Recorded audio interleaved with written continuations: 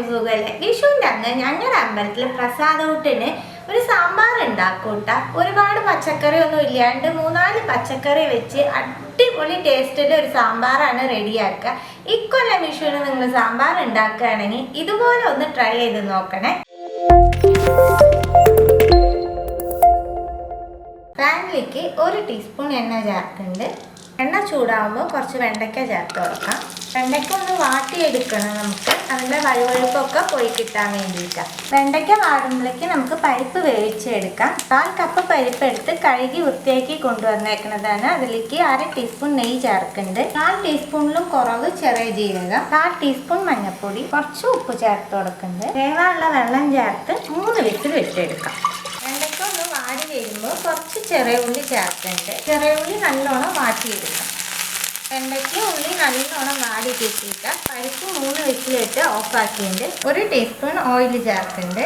1/4 teaspoon ഉലുവ, 1/2 teaspoon തോരപ്പരിപ്പ്, 1/4 teaspoon ഉഴുന്നും പരിപ്പ്, 1/2 ടീസ്പൂൺ അരി. ഇതെല്ലാം ഒന്ന് വാട്ടിയെടുക്കാം. പരിപ്പ് ഉഴുന്നൊക്കെ നല്ലോണം വാടി കിട്ടിയതിന് ശേഷം ഇതിലേക്ക് 1 ടേബിൾ സ്പൂൺ മല്ലിപ്പൊടി ചേർക്കുന്നുണ്ട്. 1 ടീസ്പൂൺ മുളക് പൊടി ചേർക്കുന്നുണ്ട്. എരിവിനനുസരിച്ച് നിങ്ങൾ പൊടികൾ ചേർത്തോളൂ. ഒന്ന് നല്ലോണം മിക്സ് ചെയ്ത് കൊടുക്കുക. മിക്സ് ചെയ്തതിന് ശേഷം ഫ്ലെയിം ഓഫാക്കിയിട്ട് ഈ മിക്സ് തണുത്തിട്ട് കുറച്ച് വെള്ളം ചേർത്ത് ഫൈനായിട്ട് അരച്ചെടുത്തിട്ട് വരാം. പാനിലേക്ക് നമ്മൾ വാട്ടി വെച്ചേക്കുന്ന വെണ്ടയ്ക്കയും ഉള്ളിയും ചേർക്കുന്നുണ്ട്. 2 പച്ചമുളക്, 2 തക്കാളി, കുറച്ച് വെള്ളം ചേർത്ത് വെണ്ടയ്ക്കയും തക്കാളിയും ഒന്ന് വേവിച്ചെടുക്കാം. വാട്ടിയിലായാലും പെട്ടെന്ന് വെന്ത് കിട്ടൂട്ട. അപ്പോൾ വെണ്ടയ്ക്കയും തക്കാളിയൊക്കെ നല്ലോണം വെന്തു. നമ്മൾ വേവിച്ച് വെച്ചേക്കുന്ന പരിപ്പ് ചേർത്ത് കൊടുക്കാം.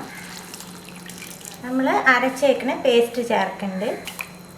ജാറ് കഴുകി ആ വെള്ളം ചേർത്ത് കൊടുക്കാം. ഒന്ന് നല്ലോണം മിക്സ് ചെയ്യുക. കൂട്ടാൻ ആവശ്യമായിട്ടുള്ള പുളി ചേർക്കുന്നുണ്ട്. പരിപ്പിൽ ഓൾറെഡി നമ്മൾ ഉപ്പിട്ടിട്ടാണ് വേവിച്ചത്. ഇപ്പോൾ കുറച്ചുകൂടി ഉപ്പ് ചേർക്കുന്നുണ്ട്.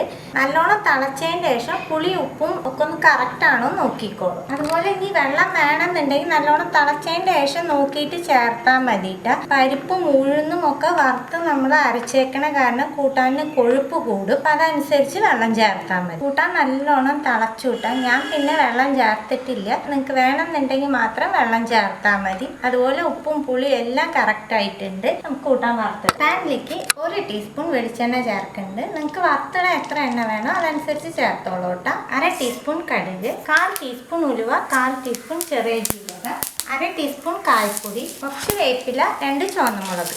ഇനി നമുക്കിത് കൂട്ടാനിലേക്ക് ചേർക്കാം.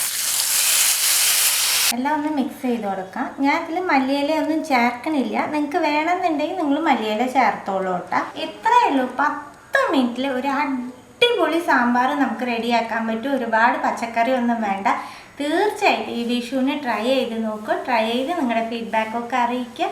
പുതിയൊരു റെസിപ്പി ആയിട്ട് അടുത്ത വീഡിയോയിൽ കാണാം. See you. Bye.